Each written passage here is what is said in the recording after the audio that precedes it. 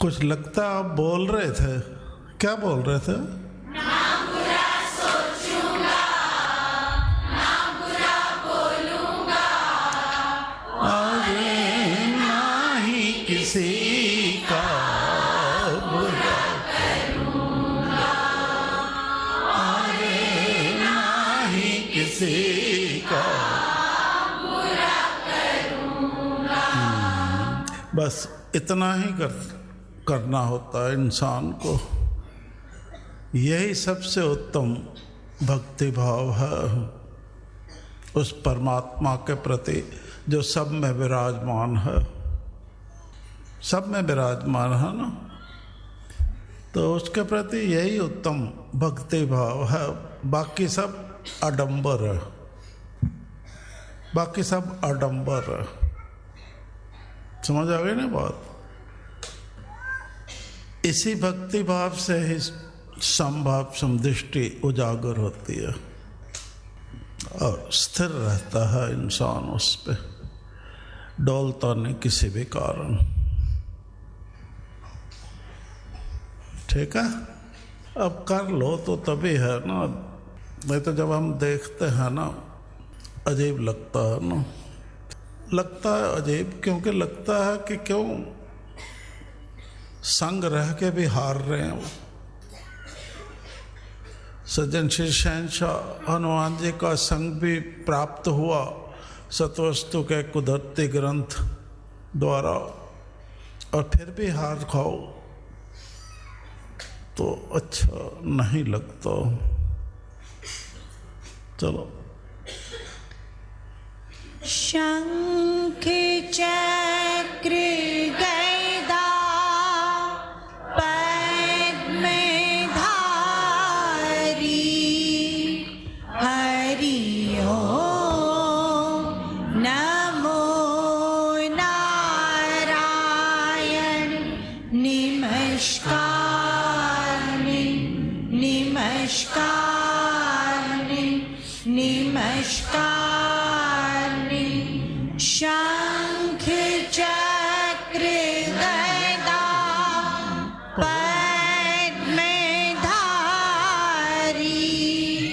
हरि ओम नमो नारायण, नमस्कार नमस्कार नमस्कार। शंख चक्र गदा पद्म धारी, हरि ओम नमो नारायण, नमस्कार नमस्कार नमस्कार। प्रार्थना।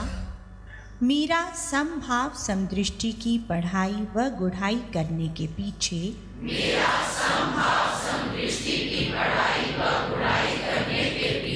मुख्य उद्देश्य है अपने यथार्थ में बने रहने हेतु आत्मज्ञान द्वारा मन वचन कर्म से आत्म भाव अनुसार हर प्राणी के प्रति परमात्म दृष्टि व वृत्ति अपनाकर अपने आत्मबल का भरपूर प्रयोग करते हुए अब तक धारण किए हुए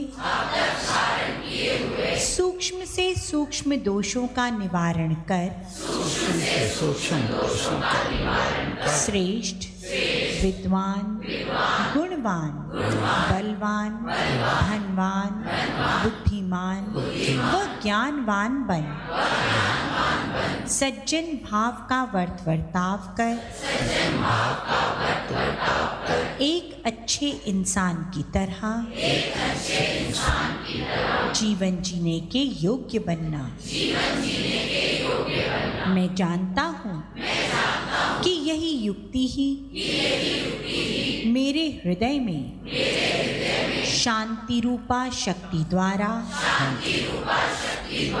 मुझे सदा हर विकृति व अमंगल से रक्षित रखने का अचूक हथियार है। इस हेतु मैं अपनी इसी उद्देश्य सिद्धि के लिए सर्वव्यापक भगवान से बल, बुद्धि व सुमति प्रदान करने की प्रार्थना करता हूँ। क्या प्रार्थना किया? लास्ट और सुमति प्रदान करने की प्रार्थना करना। अब इंसान बल, बुद्धि व सुमति प्रदान करने की प्रार्थना तो करता है। हम आप सब प्रार्थना करते हैं ईश्वर को। किसे तो प्रार्थना करते हैं?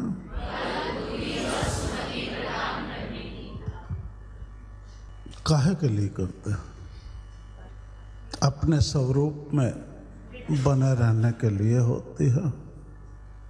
अब जब हम जीव जगत में आता है तो दो रास्ते होते हैं उसके पास, एक स्वार्थ का, दूसरा परमार्थ का।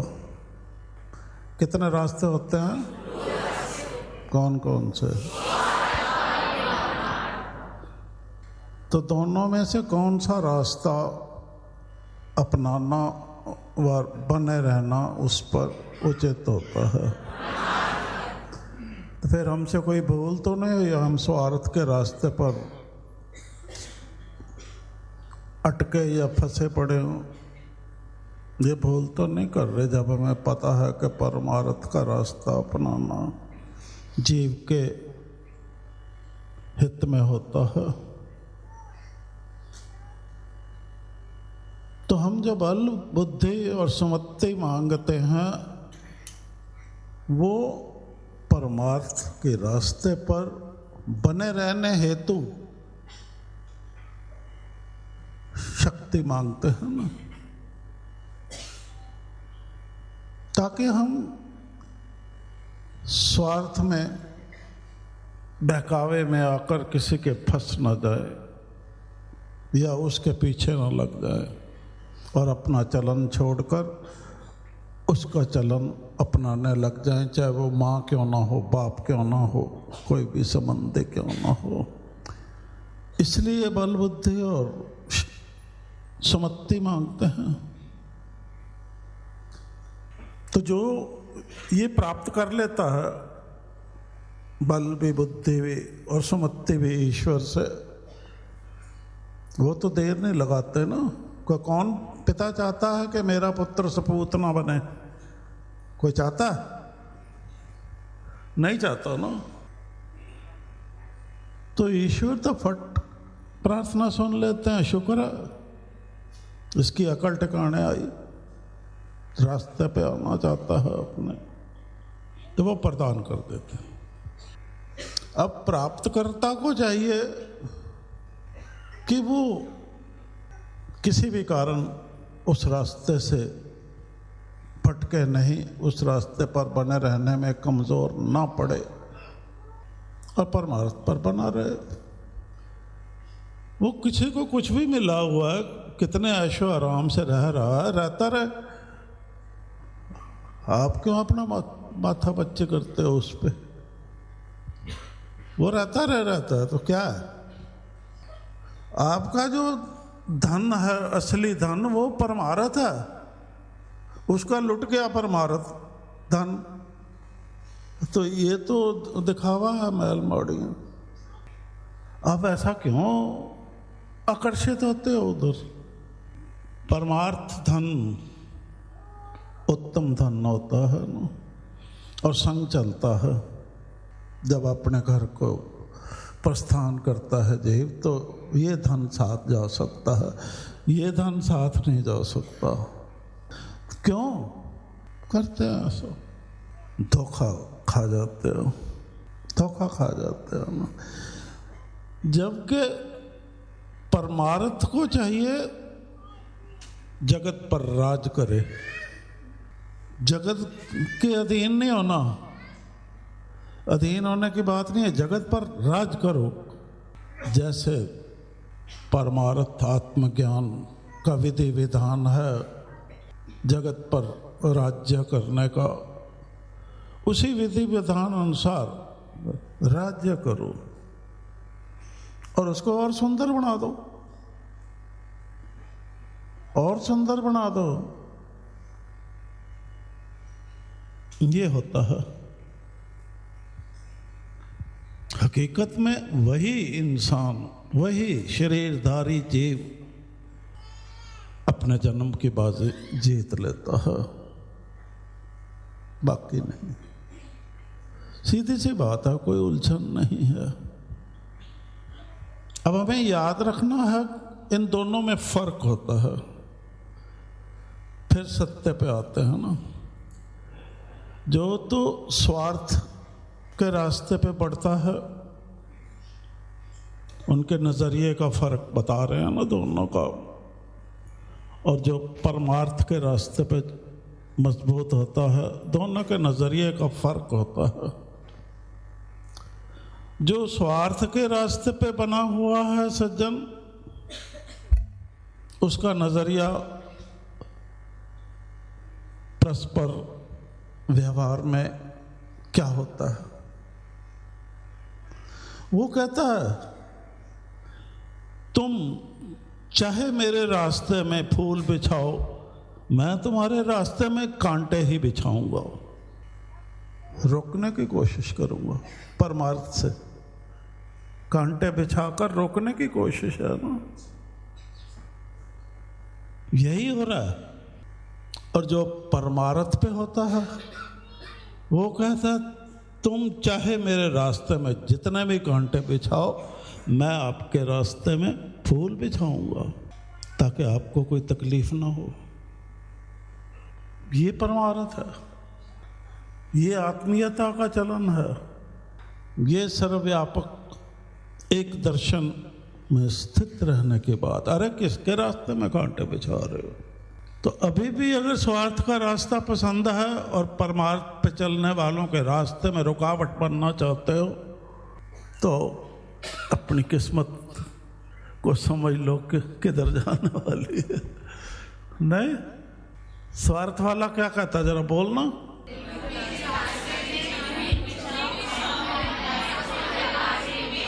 हाँ, तो हम तो कहते हैं जितने मर्जी कांटे बिछाओ, हम उसकी चुभन सह सकते हैं और किसी के रुकावट से बाधा नहीं आने दे सकते, क्योंकि जो उस ईश्वर ने प्रार्थना स्वीकार के बल, बुद्धि और सुमति बख्शी है, उससे सामर्थ्य है ऐसा करने की और ऐसा बने रहने की। कितना कर लोगे? हार जाओगे और बिछुड़ जाओगे। आपका हार जाओगे ना तो बिछड़ना ही है ना उसमें, तो ये भूल मत करना। अब चलें सत्य पे, ये भूल ना हो इसलिए सत्य को धारण करना है। सत्य के संदर्भ में सज्जनों, गत सप्ताह हमने सत्भाषण व सत्संगति की महिमा को जाना। इससे सज्जनों स्पष्ट हुआ कि इनके प्रभाव से मनुष्य का हृदय, जो बात कर रहे थे, कोमल, संवेदनशील हो जाता है। इसे सज्जनों सत्वस्तु के कुदरती ग्रंथ में इस प्रकार कहा गया है। अलफ के मिलने से पहले, जो मूल मंत्र है, अलफ के मिलने से पहले इंसान कठिन होता है, यानी उसको संसारी कनरस होता है। अलफ के मिलने के बाद वह नर्म हो जाता है, यानी उसको शास्त्र का कनरस पड़ जाता है। अब जब कनरस पड़ता है तो या तो वो जिबा से जप में लग जाता है, ख्याल से जप में लग जाता है, या वो सुनने में लग जाता है, रस पड़ जाता है ना। पर इस तरह से जो औषधि का सेवन किया होता है उसका पूरा लाभ नहीं मिलता। पूरा लाभ अजप्पा जाप से मिलता है। इस औषधि का पूरा लाभ अपने स्वरूप में बने रहने का और हृदय में प्रकाश, पूरा लाभ केवल अजप्पा जाप से मिलता है, जिसमें तू मैं का कोई सवाल नहीं होता। अलफ के मिलने से पहले इंसान कठिन होता है, यानी उसको संसारी रस होता है। अलफ के मिलने के बाद वह नर्म हो जाता है, यानी उसको शास्त्र का रस पड़ जाता है। इस प्रकार अलफ यानी मूल मंत्र शब्द गुरु के अजप्पा जाप द्वारा आ गया ना, इंसान अपनी ब्रह्म सत्ता का बोध कर लेता है। वह उस महान सत्ता को ग्रहण कर खुद हूँ आप भगवान के भाव पर स्थिर हो जाता है। फिर वह जब उस ब्रह्म सत्ता को वर्तवर्ताप में लाता है तो उसे सर्वव्यापक एक दर्शन का आभास हो जाता है। इस तरह वह उसी सत्य को सर्व देखते हुए उसी प्रकाश में अटल होकर हर हालत में एक रस रहता है। इस तरह वह उसी सत्य को सर्व में देखते हुए उसी प्रकाश में अटल होकर हर हालत में एक रस रहता है।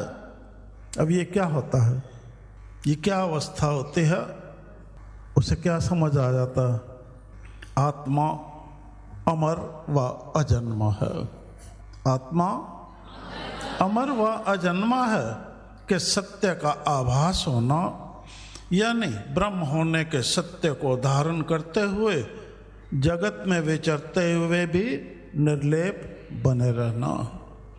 इससे इंसान स्वार्थ प्रथा से बचे रहे क्या करता है? संभव समदृष्टि की युक्ति अनुसार सच्चाई धर्म के रास्ते पर सदा अग्रसर रहता है। ऐसा होने पर ही उसमें क्षमा जो गुण विकसित होते हैं, सहानुभूति व दया भाव जागृत होता है और वह परोपकार के निमित्त सांसारिक भोग प्रायण वस्तुओं के प्रति जो आसक्ति होती है उसका त्याग करने में स्वयं को सक्षम समझने लगता है और त्याग देता है। इस तरह उसमें सत्य का विवेक जागृत होता है और वह इस विवेक बल पर कब, किसके लिए, क्यों, सारे सवाल हल हो जाते हैं। इस तरह उसमें सत्य का विवेक जागृत होता है और वह इस विवेक बल पर, जो इंसान का विवेक गुण जानवरों में नहीं है ना, तो अगर ये गुण इस्तेमाल करने की योग्यता हम में नहीं है तो जानवर ही हैं हम। ईश्वर ने तो विवेक दे दिया विशेष गुण, पर हम इस्तेमाल ही नहीं करते, फायदा क्या है उसको। इस तरह उसमें सत्य का विवेक जागृत होता है और वह इस विवेक बल पर कब, ये बहुत महत्वपूर्ण है, किसके लिए, क्यों, कहाँ, किस तरह की सत्संगति की जाए, कब, किसके लिए, क्यों, कहाँ, किस तरह की सत्संगति की जाए, इसका बोध कर आत्म साक्षात्कार करने में सक्षम हो जाता है। तो संगति की बात तो हो गई उधर। अगर अभी भी बुद्धि ठिकाना नहीं आते तो दिल से परे, उसकी दृष्टि व्यापक व हृदय उदार हो जाता है।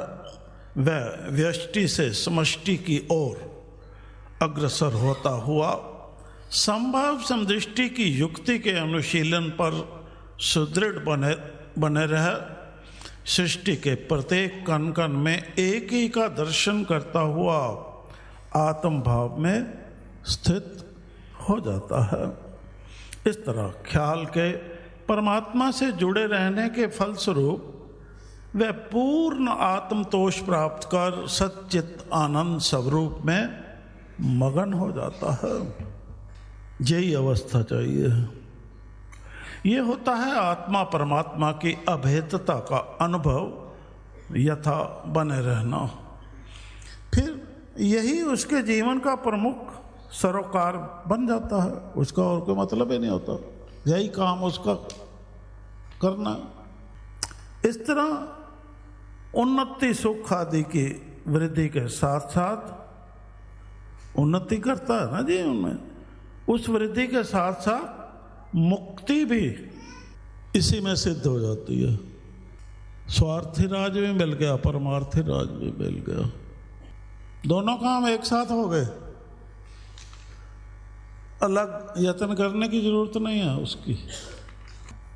इस प्रकार सत्य के सतत सुखद प्रवाह से जीवन धारा सुंदर और प्रकाशपूर्ण हो जाती है।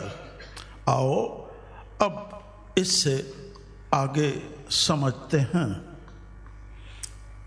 सज्जनों, सत्य के संबंध में सत्व शब्द के बारे में जानना भी अति आवश्यक है।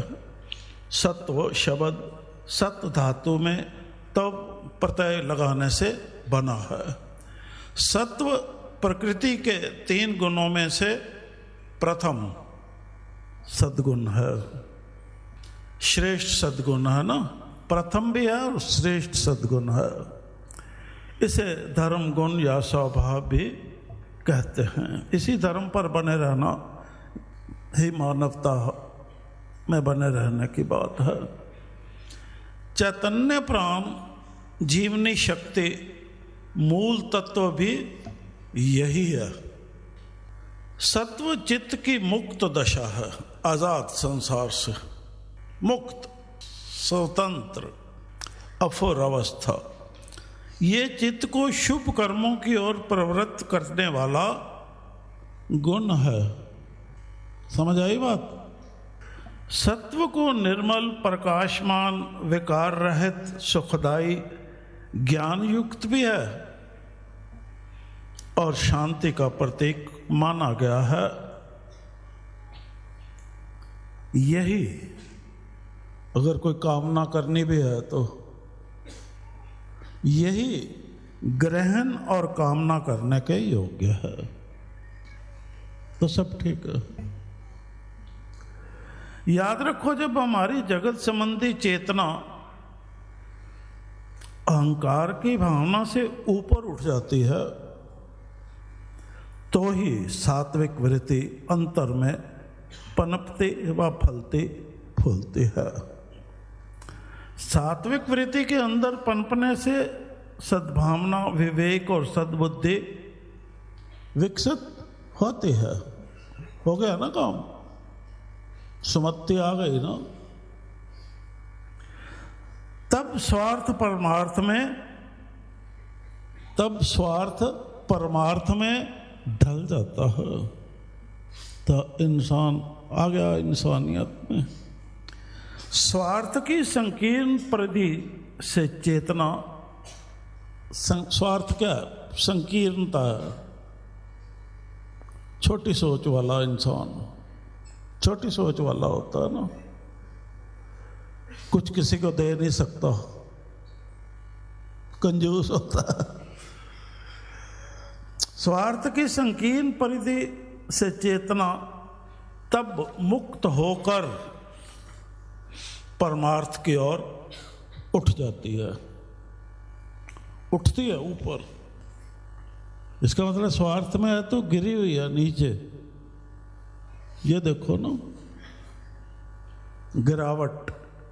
इस दशा में रसना का स्वाद, रहने की चटक, चाल चलन की चपलता, वृत्ति की चंचलता, सादगी और शांति में ये सब जो दुराचार के हेतु होते हैं या प्रतीक होते हैं, रसना का स्वाद, रहने की चटक, चाल चलन की चपलता, वृत्ति की चंचलता, ये बदल जाते हैं, सादगी और शांति में परिणत हो जाते हैं। स्वभाव ही बदल गया, स्वभाव बदल गया ना बिल्कुल ही। अब हमें सादगी और शांति में का स्वभाव अपनाना है। सत्व की इस दशा में विषय आसक्ति छूट जाती है और काम क्रोध फिर रहता कि नहीं रहता? नहीं रहता। चित्त एक ही और हो जाता है, वह सुखद निर्द्वंद मन तोष व शांति का अनुभव करता है। तो क्या होता है? सर्व मंगल की भावना आ जाती है, भाई सबका मंगल हो। इस तरह सत्वगुण से जो ज्ञान व प्रकाश मिलता है, उस द्वारा चित्त में समत्व भाव आ गया, समभाव आ गया ना, आ गया। अरे घुसा के नहीं चित्त में, कब तक सुनते रहोगे? इस तरह सत्वगुण से जो ज्ञान व प्रकाश मिलता है, उस द्वारा चित्त में समत्व भाव स्थित हो जाता है, स्थित हो जाता है, स्थापना हो गई। और सुख दुख मान अपमान मित्र वैरी सम प्रतीत होने पर परम आनंद की प्राप्ति होती है। उसके स्थित होते ही ये काम हो गया। इसकी चरम दशा में यानी त्रिगुणातीत भाव दशा आने पर योगी भक्ति की चरम कोटि पा जाता है। इस तरह यदि संसार के सामान्य व्यवहार कुशल विवेकवान प्राणी भी इष्ट अनिष्ट को समभाव से लेते हैं, जीवन में अच्छा हो बुरा हो उसको समभाव से लेते हैं, तो उनका मन सम हो जाता है। प्रैक्टिस की बात है ये इन प्रैक्टिस है। और सम होना, और वे विकास पथ पर, जीवन का जो विकास है, भौतिक विकास नहीं, जीवन का विकास है, उस पथ पर अग्रसर हो जाते हैं। अतएव सज्जनों याद रखो, सत्व चेतना हमारे कर्म की वह सर्व उच्च दशा है जिसमें तमस का क्रोध, ये तो सत्व गुण है ना, और तमोगुण भी है जिससे क्रोध पैदा होता है। जिसमें तमस का क्रोध, अब जितनी खुराक तमस की खाओगे आहार में या बातचीत में, तो स्वभाव क्रोधी हो जाएगा ना। तमस का क्रोध और रजस का रजोगुण अगर वो ज्यादा हो गया तो काम, ये शांत होकर सत्व के बढ़ते प्रकाश से ये भी क्रोध और काम भी सत्व के प्रकाश से क्या होता है, समत्व को प्राप्त कर लेते हैं। अब सम को समझो, ये क्रोध और काम भी समत्व को प्राप्त कर लेते हैं, चंचलता नहीं दिखाते। ये भी ये बड़ा गहनता से समझने वाला है, बहुत धैर्य से बात समझने वाली है, रुक रुक के चलने वाली बात नहीं है। जो रुक रुक के चलता है वो नहीं पास हो सकता इस पढ़ाई में। ये त्रिगुणों में सर्वप्रिय है सत्य, तीनों गुणों में। अतः इसके साधक, इसकी साधना करो, इसके साधक उद्वेग व आवेग रहित उच्च कोटि के मनुष्य कहलाते हैं, स्थिर बुद्धि होते हैं।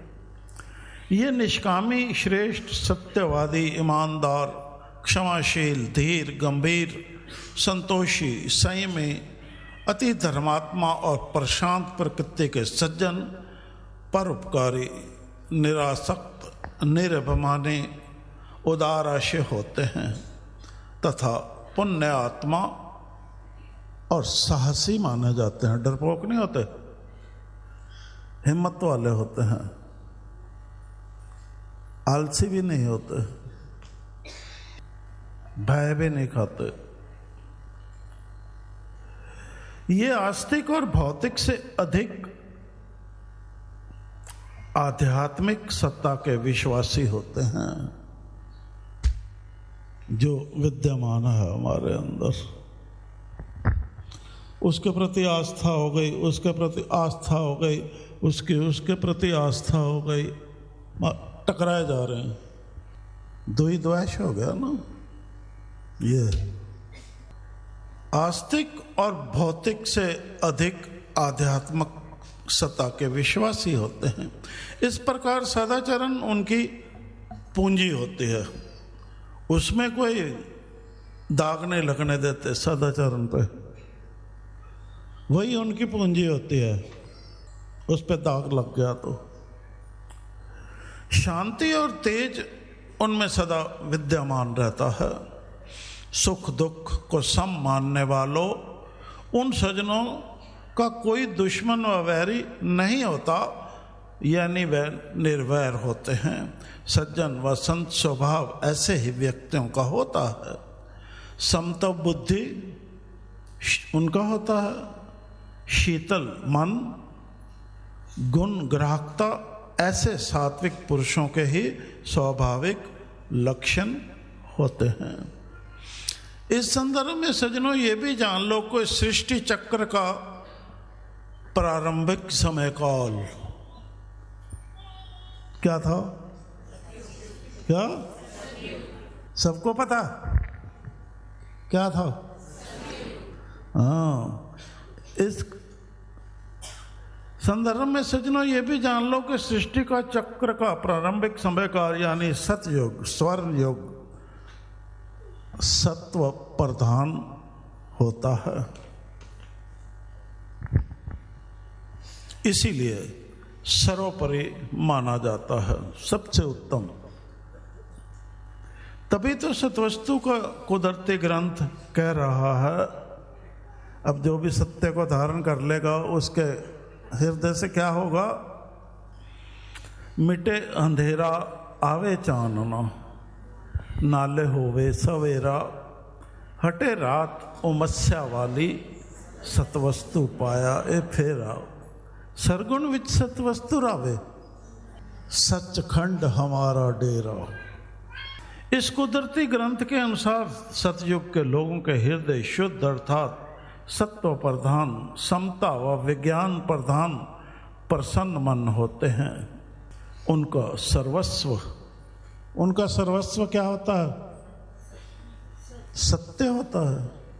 तभी लिखा हुआ ना, धर्म मत हारना रे, तन मन धन वार देते हैं इस धर्म पर, सत्य पर। उन सर्वस्व उनका क्या होता है? सत्य होता है। उनका सर्वस्व सत्य ही होता है, यानी उनको सत्य धन ही प्रिय होता है। इसीलिए ही तो वे मानवता के प्रतीक धर्मपरायण इंसान कहलाते हैं। क्या आप जानना चाहोगे कि उन सज्जन पुरुषों में और क्या क्या गुण विद्यमान होते हैं? जानना चाहोगे? तो अब ध्यान से सुनो। सच्चाई की राह पर चलने वाले वे मानव संतोष धैर्य की पोशाक पहन सदा हर अवस्था व सुख दुख, मान अपमान आदि परिस्थितियों में उठत बैठत, स्वप्न जागृत सच सच का उच्चारण करते हैं। इस तरह उनका बोलचाल, खान पीन सब सच ही होता है तथा सत्य ही उनके घर की रस्म रिवाज होती है। तभी तो उनकी जिह्वा सरलता से स्वतंत्र हो जाती है। इस संदर्भ में सतवस्तु के कुदरती ग्रंथ में कहा गया है, सतवस्तु दे सतवादी होवन, कैसा राज है मेरा।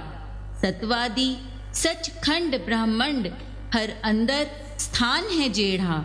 हाँ मैं सर्वव्यापी युग युग रोशन नाम है मेरा।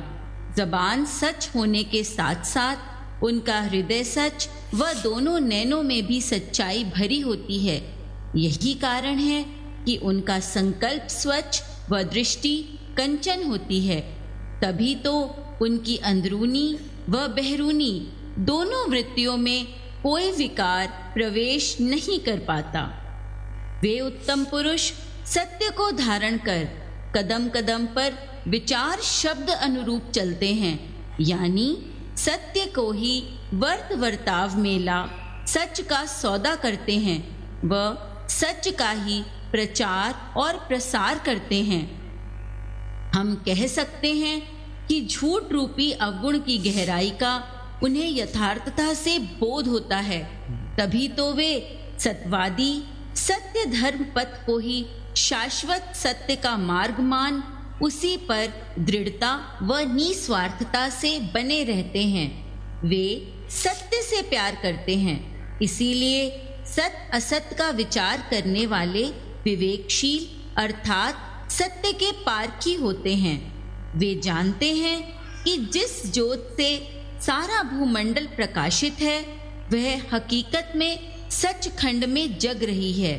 सचखंड में ही निरंकार का वास है और वही आत्मा में परमात्मा है, अर्थात ईश्वर है अपना आप। इस गूढ़ सत्य का बोध कर वे अपने शरीर रूपी मकान को सचखंड बना लेते हैं। तभी तो उनकी यश और कीर्ति की सुगंधी कुल संसार में फैलते हुए देवलोक को भी मात कर देती है।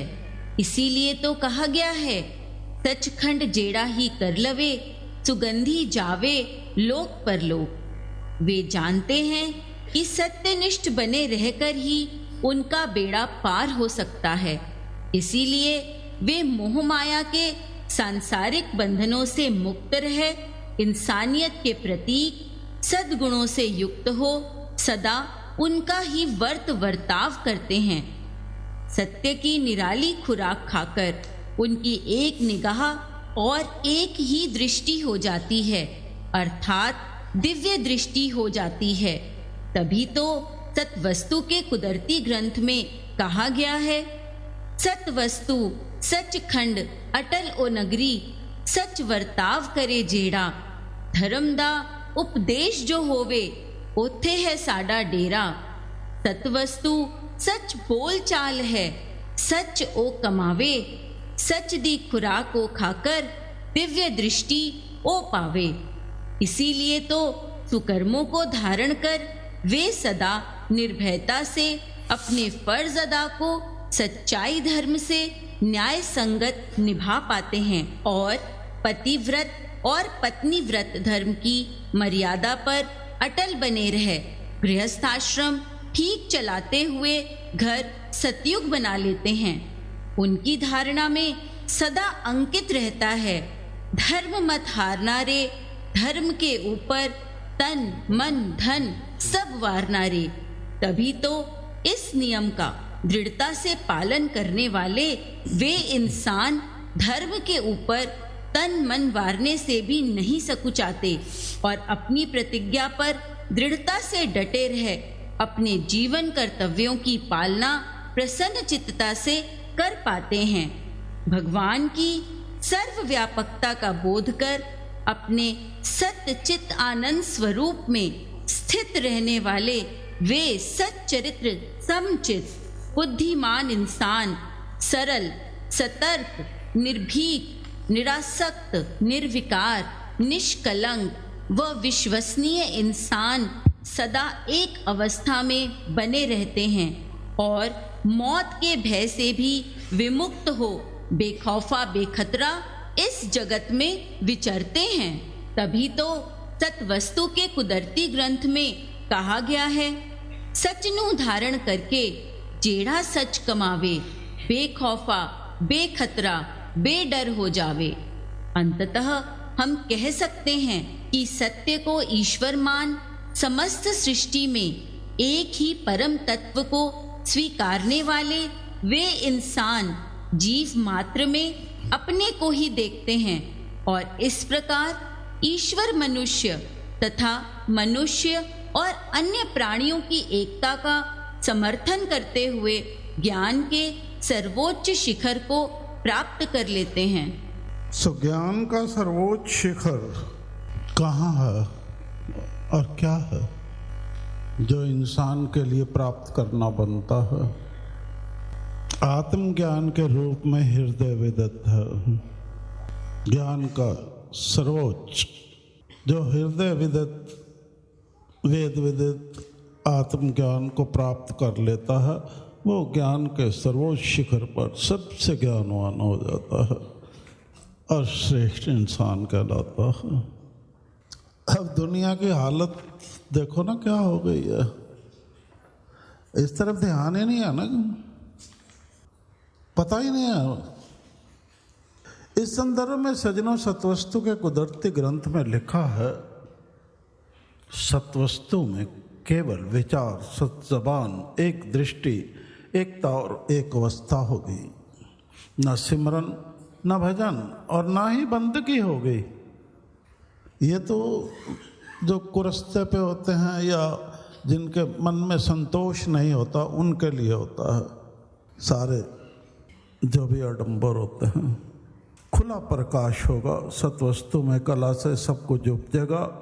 इसीलिए सज्जनों हमारे लिए यही समय है अपना जीवन बनाने का और प्रभु से मेल खाने का।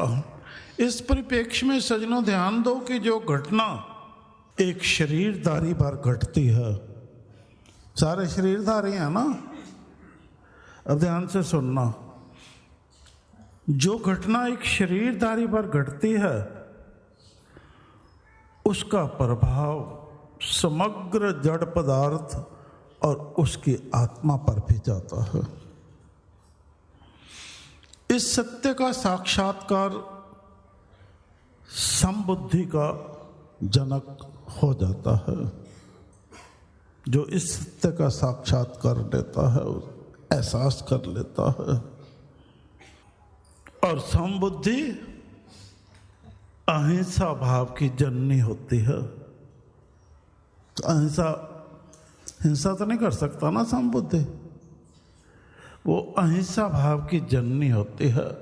ये अपने आप में वैर त्याग, चराचर प्रेम और निष्काम भाव का द्योतक है। इसके लिए आत्मशुद्धि अनिवार्य है।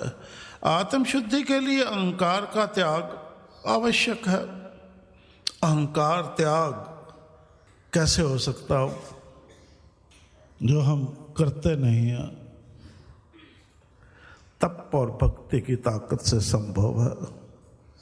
संभाव समदृष्टि की युक्ति पर बने रहने का तप भक्ति भाव से करना, उससे संभव है। नहीं तो अब क्या कहें, ये अपने आप में वैर त्याग, चराचर प्रेम और निष्काम भाव का द्योतक है। इसके लिए आत्मशुद्धि अनिवार्य है। आत्मशुद्धि के लिए अहंकार का त्याग आवश्यक है। अहंकार त्याग तप और भक्ति की ताकत से संभव है। तप के लिए राग भोग का त्याग और भक्ति के लिए संभव समदृष्टि की युक्ति को धारण कर परस्पर सज्जन भाव का वर्ताव करना आवश्यक है। समझो जी, बहुत बार कह लिया है।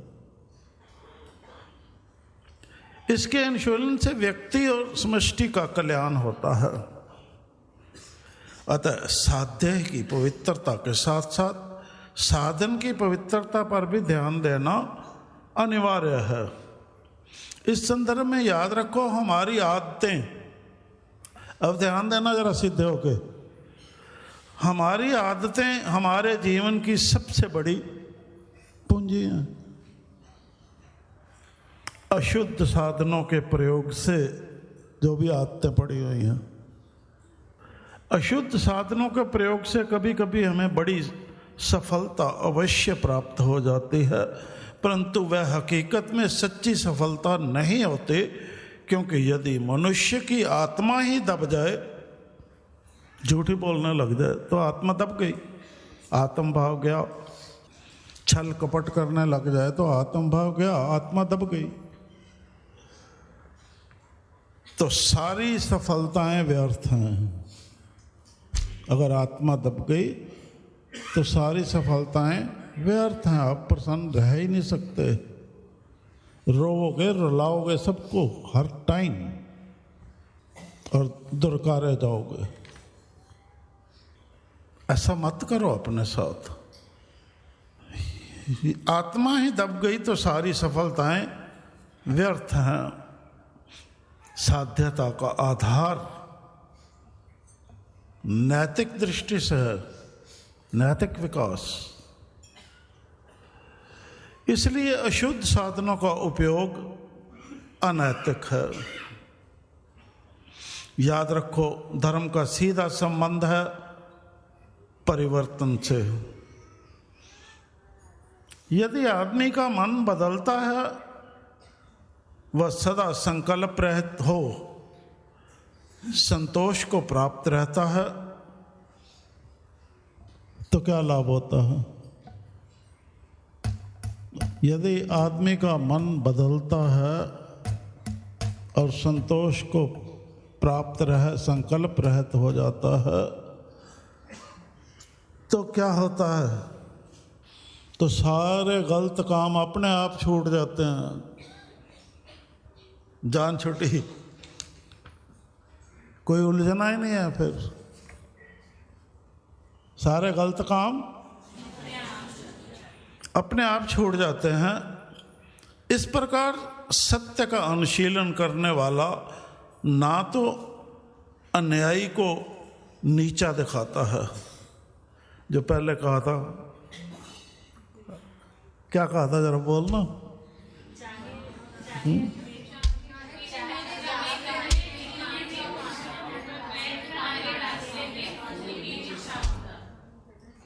ये अच्छा बोलते हैं, इनको प्रैक्टिस कराई बोलना। हमें कहेंगे ना, सुनना।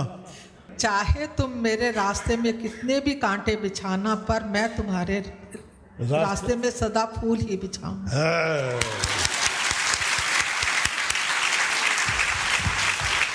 और लाज रखना, लाज रखना।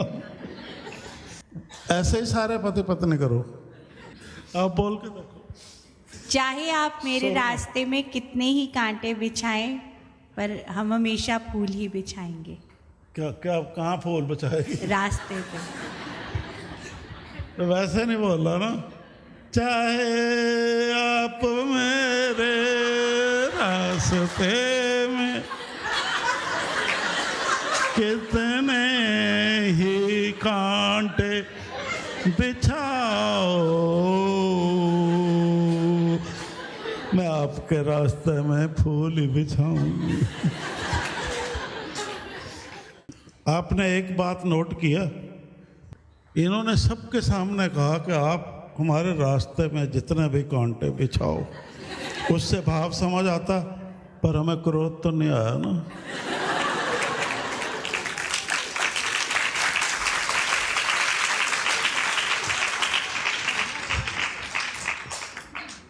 नहीं, चलो। कहाँ थे परिवर्तन से? तो गलत काम अपने आप छूट जाता है। इस प्रकार सत्य का अनुशीलन करने वाला ना तो अन्यायी को नीचा दिखाता है, ना डरता है। डरता भी नहीं, ठीक है। ना तो अन्यायी को नीचा दिखाता है और ना डरता है। उसका उद्देश्य होता है प्रेम से समझा बुझाकर उसके मस्तिष्क एवं हृदय को आश्वस्त कर हृदय परिवर्तन करना। पर वो सोचते रहते हैं मैं कहाँ गलत हूँ, अज्ञान में मजबूर होते हैं ना। वो कसूर नहीं होता, मजबूर होते हैं। मैं कहाँ गलत हूँ, मैंने क्या किया? उसका उद्देश्य होता है प्रेम से समझा बुझाकर उसके मस्तिष्क एवं हृदय को आश्वस्त करना, हृदय परिवर्तन करना। अतः सत्य सिद्धांतों की पालना हेतु कष्ट सहना इसलिए बनता है सबके लिए। सत्य सिद्धांतों पर बने रहने के लिए हेतु कष्ट सहना। सीखो। कष्ट सहना ही नहीं, मरना भी सीखो। मर सकते हो सत्य पर डटे रहने के लिए। कष्ट तो एक बात है, मरना भी सीखो। क्या है? अरे नित्य हो, आप कहाँ मर सकते हो? बुद्धू, हम बुद्धू क्या हैं? हम मर ही नहीं सकते, तो फिर हम तो हमेशा अजर अमर आत्मा है। मरना सीखो, इसी में ही कल्याण है। मत भूलो कि सत्य से ही धर्म की रक्षा होती है और मानव सदाचारी कहला सकता है। सदाचार ही जीवन की कसौटी है। ये एक महत्वपूर्ण नैतिक सामाजिक मूल्य है। वस्तुतः सदाचार ही धार्मिक मनुष्यों की विशिष्ट पहचान है।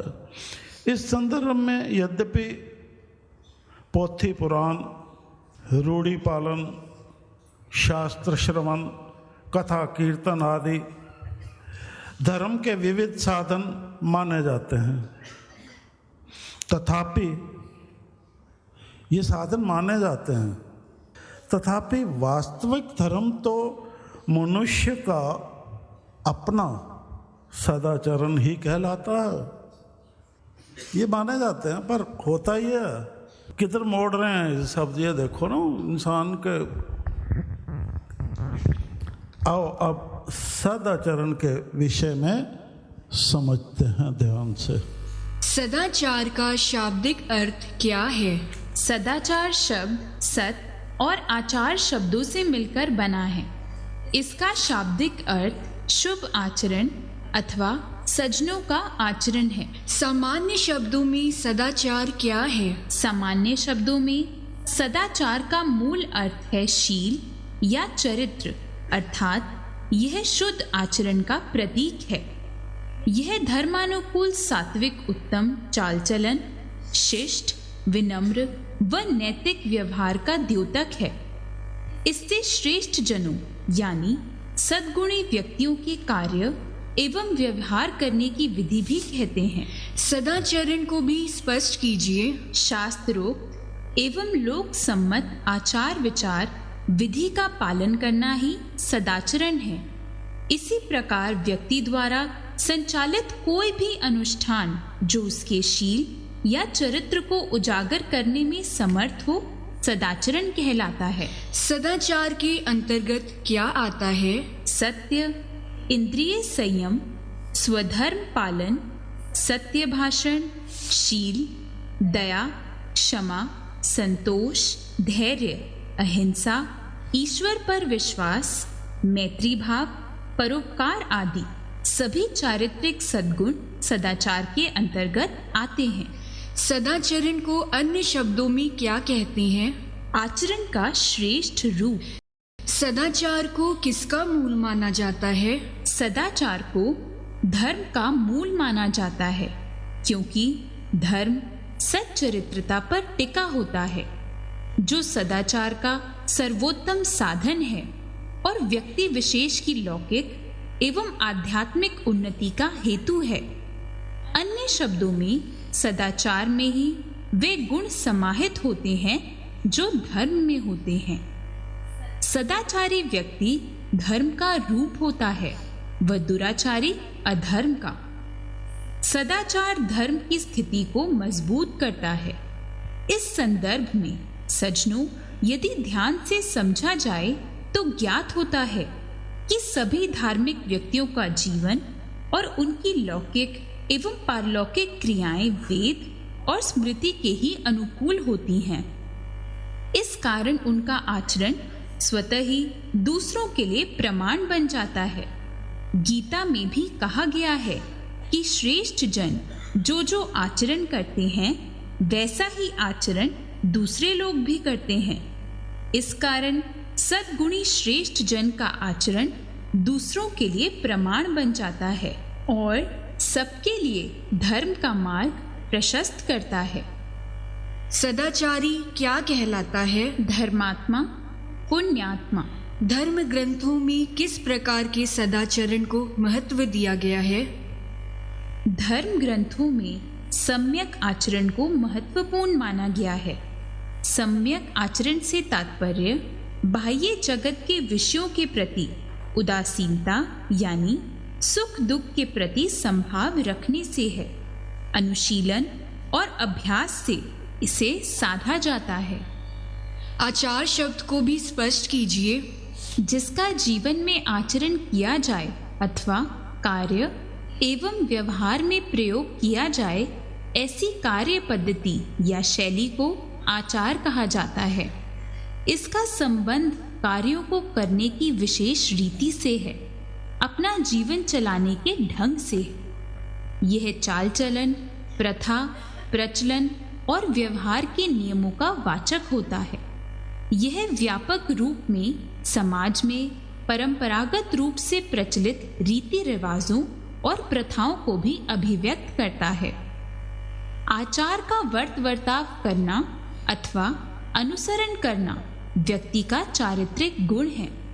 इस संदर्भ में किसी व्यक्ति विशेष का आचरण उसके दैनिक जीवन के क्रियाकलापों में स्वतः प्रकट होता है, अर्थात आचरण की पवित्रता यानी सदाचार अथवा अपवित्रता यानी दुराचार व्यक्ति के कार्य व्यापार होते हैं, जिन्हें लोक में नैतिक दृष्टि से आंका जाता है। इस दृष्टि से कर्मकांड तथा बाह्य शुद्धि को निरर्थक समझते हुए विशुद्ध आचरण की प्रतिष्ठा पर बल देना आवश्यक है। याद रखो, ऐसा आचरण ही मनुष्य को चरित्रवान बनाकर ऊंचाई की ओर ले जाता है। आचरण का विधि एवं निषेध परक प्रयोग स्पष्ट कीजिए। शास्त्र के अनुसार वर्णित आचार पद्धति का अनुसरण करते हुए जब व्यक्ति विशुद्ध जीवन शैली अपनाता है तो वह समष्टि जगत के लिए महिमा मंडित और कल्याणप्रद होता है। उसके नैतिक आधार अत्यंत दृढ़, ठोस और पवित्र होते हैं। इससे विधि परक आचरण माना जाता है। नैतिक गुणों से रहित होकर अत्यंत अव्यवहारिक और दोषपूर्ण आचरण अपनाने वाला व्यक्ति अविवेकी, अभद्र और अनीति करने वाला होता है, जो व्यवहारिक जगत के लिए अवांछनीय होता है। ऐसा आचरण निषेध परक कहा जाता है। आचरण का विशिष्ट गुण क्या है? आचरण का विशिष्ट गुण ये है कि उसमें संशोधन संभव है, यानी उसका परिष्कार किया जा सकता है। स्वार्थ से परमार्थ की दिशा में बढ़ने के लिए आचरण का परिष्कार आवश्यक है। परिष्कृत आचरण ही सदाचार बनता है और सदाचारी व्यक्ति समाज में प्रतिष्ठा पाता है, पूजा जाता है। आचरण की कसौटी क्या है? निरीक्षीर विवेक बुद्धि ही आचरण की प्रमुख कसौटी है। कर्तव्य अकर्तव्य की भावना समाज को निर्दिष्ट पथ पर अग्रसर कर सकती है। मन की शुद्धि से आचरण की शुचिता यानी पवित्रता आती है। सो आचरण की पवित्रता अपनानी है ना, तो आओ अब आचरण को विकसित करने का महत्वपूर्ण साधन क्या है हमारे पास, उसके विषय में भी जानते हैं। अब ये साधन को ध्यान से सुनना। आचरण को विकसित करने का साधन क्या है? शील नैतिकता की आधारशिला है। शील के जो भी सिद्धांत हैं, उन्हें जीवन में उतारने से, उनके अनुसार आचरण करने से व्यक्ति का आध्यात्मिक स्तर ऊपर उठता है। शील नहीं तो कुछ भी नहीं। बिना शील के प्रज्ञा भी नहीं होती। ऐसा इसलिए कह रहे हैं क्योंकि शील आचरण को प्रयत्नपूर्वक शुद्ध करता है। हिंसा ना करना, चोरी ना करना, यौन दुराचार से विरत रहना, झूठ ना बोलना, नशीली चीजों का सेवन ना करना आदि शील के अंतर्गत आते हैं। इस प्रकार शील की पालना से व्यक्ति सदाचार अपना पाता है। इससे मनुष्य की आयु, विद्या, यश और बल, ये 4 चीजें बढ़ती हैं। इसके अतिरिक्त आचरण के विकास में साहस, सत्यनिष्ठा, परोपकार, सदयता आदि महत्वपूर्ण साधन बन सकते हैं, परंतु इस हेतु समाज में नैतिक गुणों के समावेश और भ्रष्टाचार के बहिष्कार किए जाने की आवश्यकता है। याद रखो, महापुरुषों के जो आचरण हैं, समाज उनका अनुकरण तथा अनुसरण करके व्यवस्थित होता है और समाज में शांति की स्थापना होती है। श्रेष्ठ पुरुष जैसा आचरण करता है, अन्य पुरुष भी वैसा ही आचरण करते हैं। वह जो कुछ प्रमाणित कर देता है, समस्त मनुष्य समुदाय उसके अनुसार बरतने लगता है। वस्तुतः सामान्य जन के लिए श्रेष्ठ व्यक्तियों का आचरण ही आचरणीय है। इस प्रकार प्रमाणरत आचार्य श्रेष्ठ ही सोपानभूत या साधन है। उनके चरित्र में शील, दम, सत्य, अस्तेय आदि जो मानवीय गुण हैं, वे सभी आचार के पूरक हैं। सत्वस्तु के कुदरती ग्रंथ में शील को धारण करने पर विशेष महत्व दिया गया है। कृपया इसे भी स्पष्ट कीजिए। मनुष्य के संयमित और मर्यादित मानवोचित व्यवहार को शील कहते हैं। शील उत्तम भाव है, सत स्वभाव है, अर्थात जिस व्यक्ति का चाल चलन, वृत्ति, स्वभाव, चरित्र सत पर आधारित होता है, जो किसी से दुर्व्यवहार नहीं करता है, मानवीय मर्यादाओं का पालन करता है तथा सद्गुणों से युक्त होता है, उस व्यक्ति को शीलवान कहते हैं। शीलवान मृदुभाषी, क्षमाशील, उदार और कृतज्ञ होता है। ये राग द्वेष विहीनता, तटस्थ व्यवहार, नम्रता, विनयशीलता आदि को दर्शाता है। शील का अनिवार्य तत्व क्या है? अद्रोह और सात्विकता शील के अनिवार्य तत्व हैं, अर्थात मन, वाणी और क्रिया द्वारा सभी प्राणियों से अद्रोह, सब पर दया करना और यथाशक्ति दान देना आदि शील कहा जाता है। विवेक भी शील का अनिवार्य तत्व है, क्योंकि विवेक ही कर्तव्य अकर्तव्य में भेद करके अकर्तव्य से विरत करता है तथा शील की रक्षा करता है। याद रखो, जब तक चित्त में सत्य, शांति, मैत्री, दया आदि सात्विक भावों की पुष्टि नहीं होती और क्रोध, द्वेष, भोग प्रियता आदि राजस, तामस भाव प्रधान रहते हैं, तब तक शील की रक्षा नहीं हो पाती। अतः सात्विकता भी शील का अनिवार्य तत्व है। शील की पुष्टि में बाधक तत्व क्या है? अविवेक, अहंकार और निर्लज्जता शील की पुष्टि में बाधक हैं।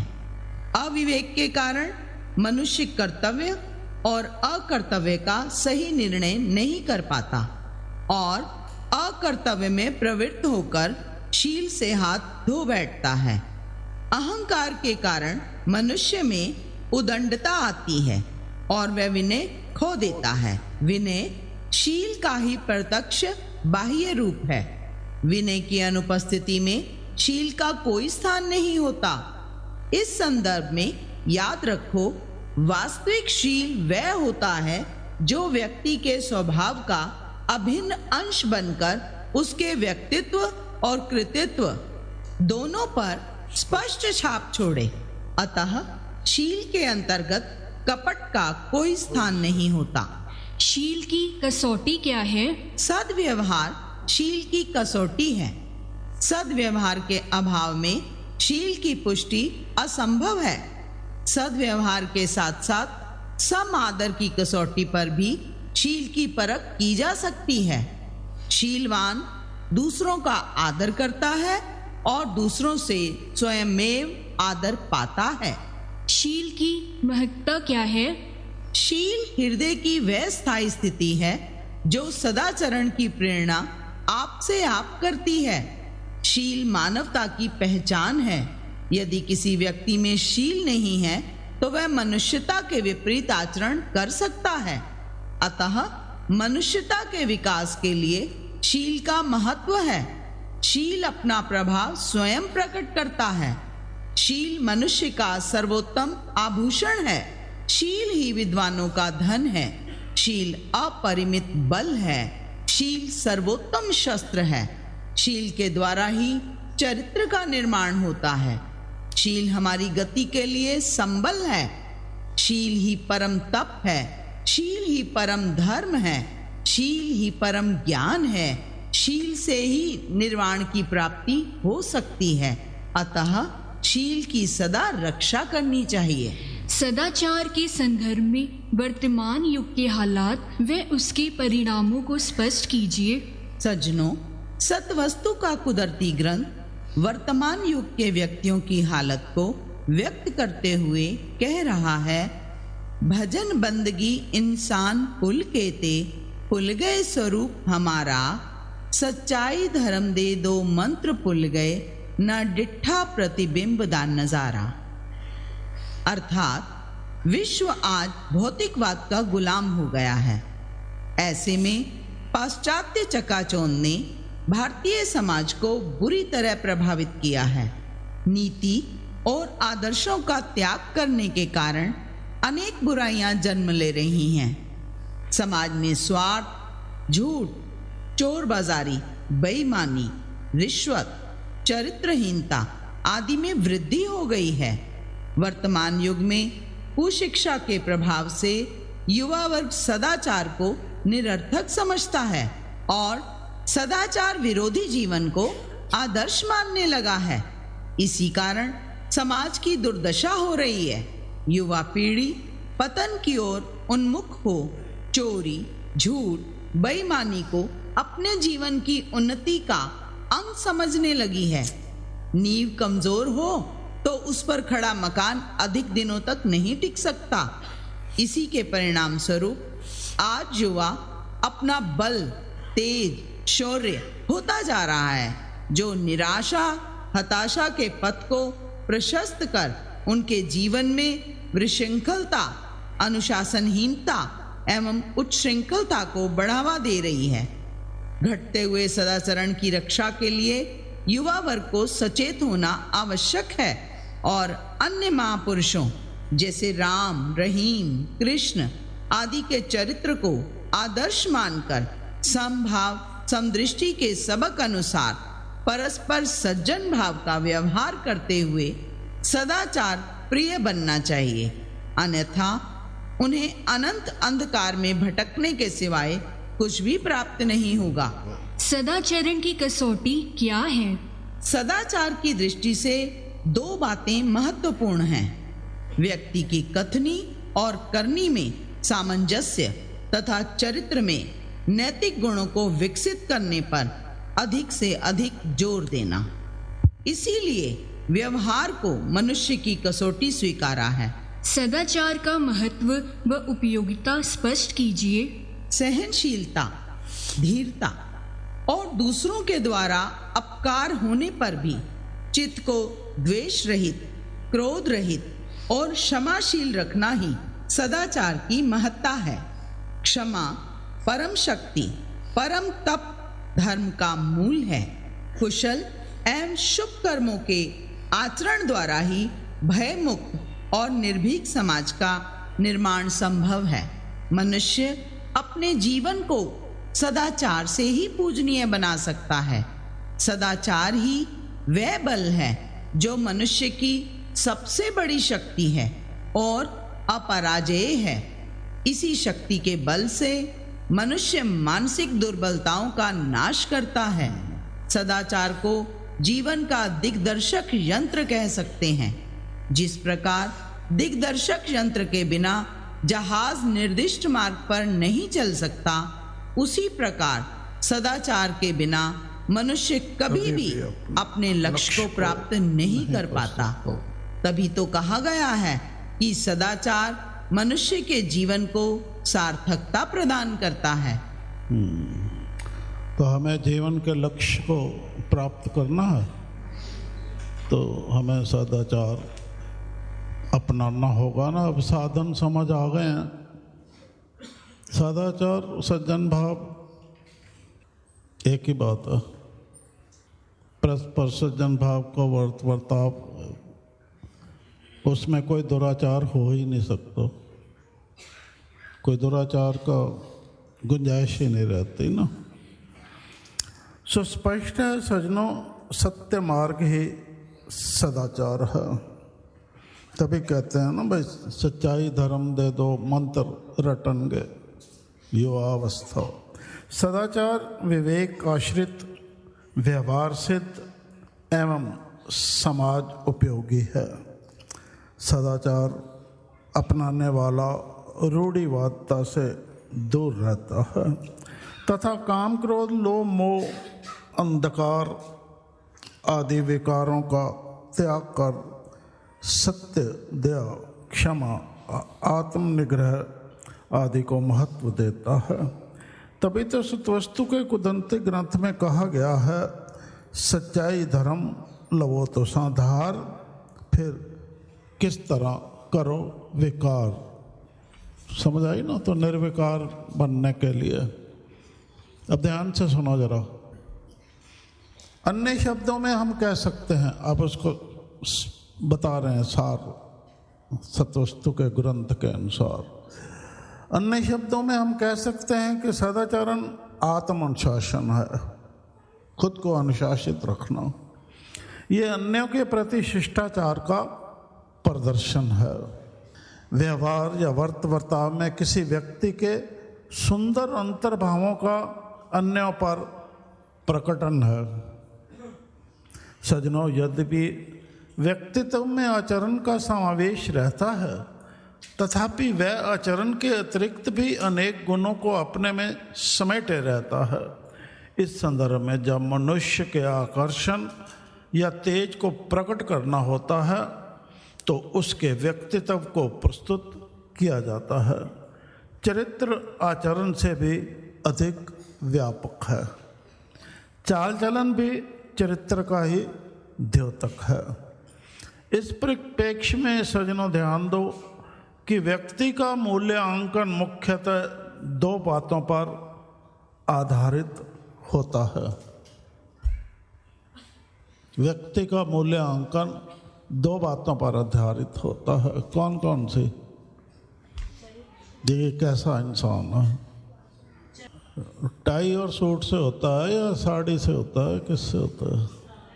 या महल में बैठा हुआ हो या झोंपड़ी में बैठा हुआ हो, उससे होता है? तो किससे होता है? आचार उसका और विचार किससे होता है? तो अगर आपका आचार और विचार शुद्ध है तो आप अमूल्य हो, आपके बराबर कोई नहीं है। दोनों में तालमेल एवं एकात्मता होना वांछनीय होता है। जिस व्यक्ति का आचरण उसके विचारों के अनुसार नहीं होता, कहता तो है पर चलता नहीं उस पर, कि नहीं? जिस व्यक्ति का आचरण अपने विचारों के अनुकूल नहीं होता, क्या कहा है?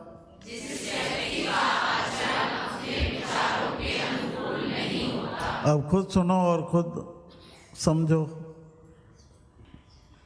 ऐसा व्यक्ति आदर व एवं सम्मान का पात्र नहीं बन सकता।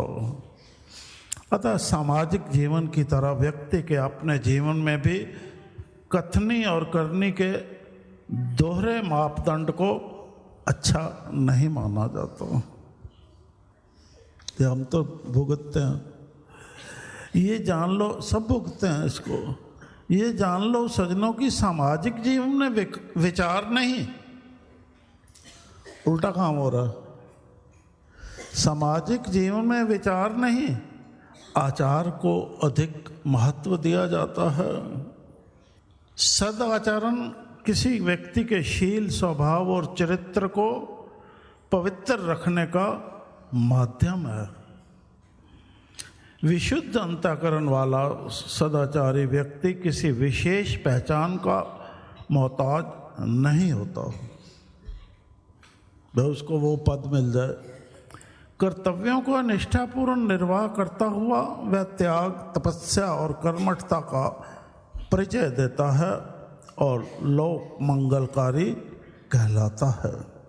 अब सार पे आ गए हैं। आचरण की शुद्धता यानी सदाचरण से व्यक्ति के चरित्र का निर्माण होता है। अतः मनुष्य को इसके लिए सतत प्रयत्नशील रहना चाहिए। निश्चित ही सदाचरण से प्राप्त विवेकपूर्ण दृष्टि से जीवनगत कार्यों को संपन्न करने में पूर्ण सहयोग मिलता है। फिर मानव द्वारा अपनाए गए समस्त अनुष्ठान उसकी नैतिकता के मापदंड होते हैं। याद रखो, जो व्यक्ति जितना ही नीतिज्ञ होता है उतनी उसकी जीवन पद्धति का मानदंड उतना ही ऊंचा और महान गुणों का द्योतक होता है। सो नीतिवान बनना है ना, जो भी द्वारे की नीति है उस पर बने रहो।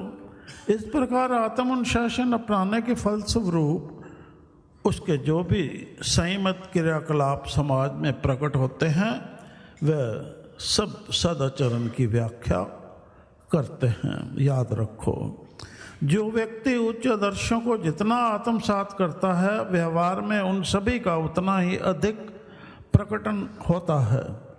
इस प्रकार हम कह सकते हैं कि सदाचरण नित्य प्रति की जीवन चर्या है। यह सद्गुणों के मतलब सद्गुणों का स्वामी हो गया ना के बाद उद्घाटित होने वाला ऐसा प्रवाह है जिससे सारा समाज लाभ उठाता है। ऐसा सच्चाई धर्म के रास्ते पर निष्काम भाव से चलने वाला बनना चाहते हो? पक्का? तो चलने वाला सदाचारी फिर क्या कहता है सुनना चाहते हो? तो ध्यान से सुनो, खड़े हो जाओ। अब ध्यान से सुनना, अब ये करना है ना, ये काम करना है ना, सब हो जाओ।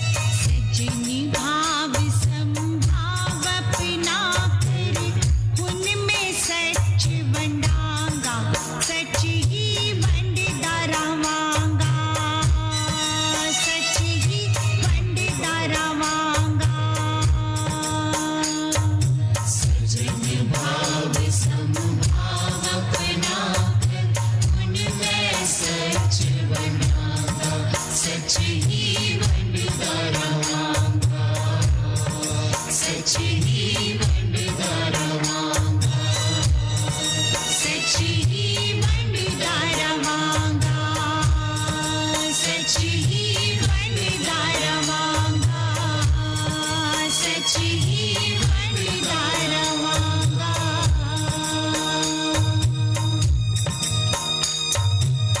सत्य आचार विचार ख्याल सत्य ही ध्यान होवेगा मेरा।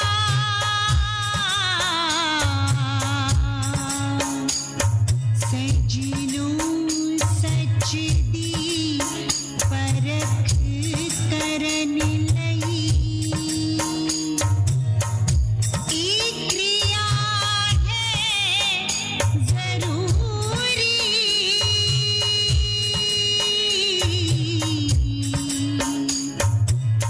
एक क्रिया है जरूरी।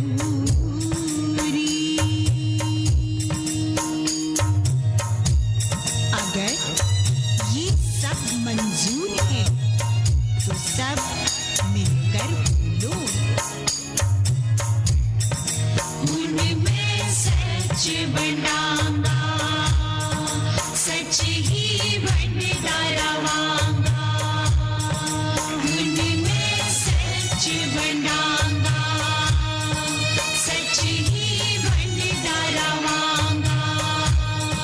सच ही बनता रवांगा, सच ही बनता रवांगा। सच ही बनता रवांगा।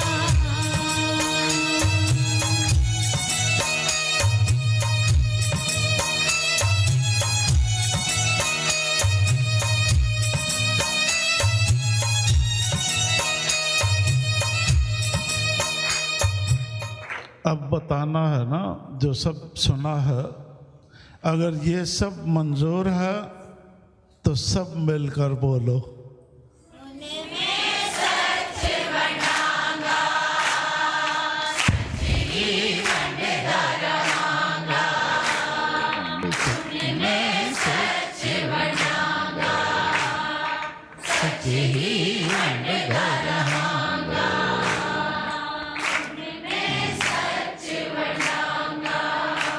अब जाओगे तो ये बोलते जाना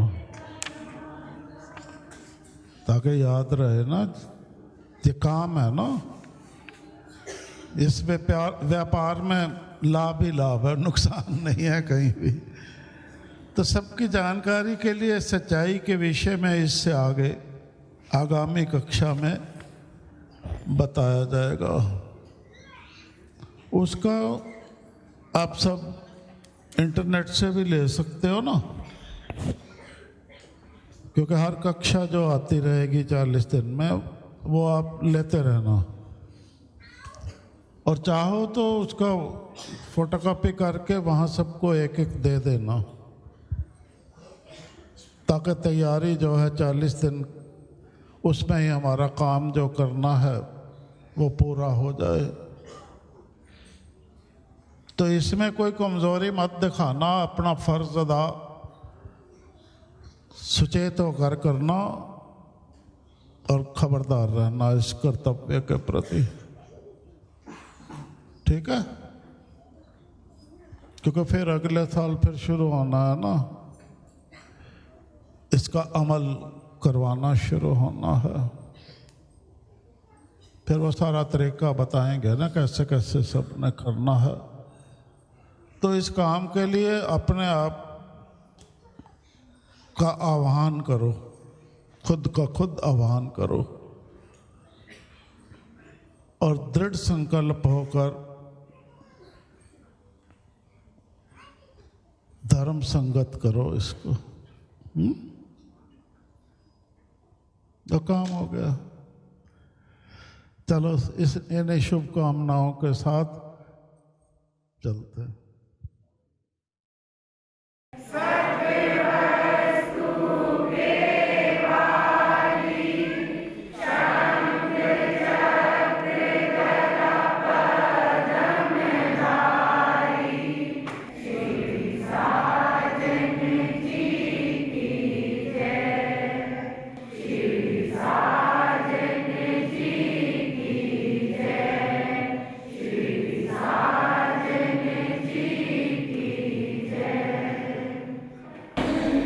समभाव समृद्धि की नीति द्वारा सज्जन भाव अमल में लाने की इस शांति शक्ति के प्रतीक के आगे शरण